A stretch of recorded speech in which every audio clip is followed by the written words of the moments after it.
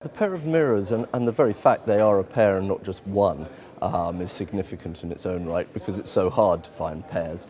But these ones are beautifully balanced. The size of the plate to the amount of carving around it is perfect.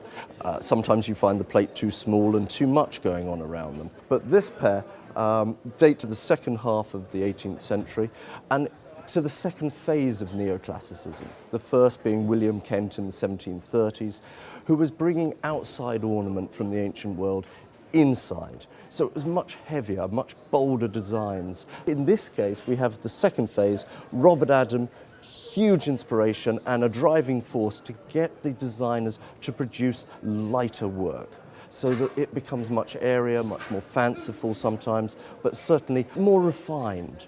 To enable him to do that, he was pressing for the designers to use papier-mâché. He was producing designs that were meant to be in papier-mâché.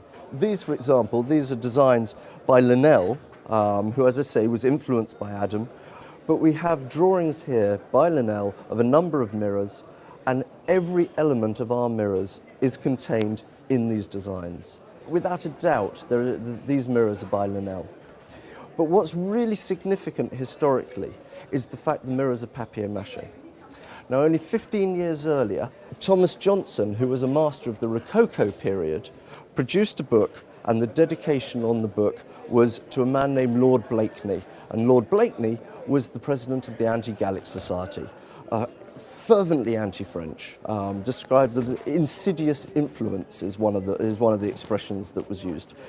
And at the very top of the page, you have a putty with a flaming torch setting light to the words French papier-mâché, which is incredibly significant because up until now, we've always assumed that it was the lesser craftsmen trying to produce cheaper versions of carved wood mirrors.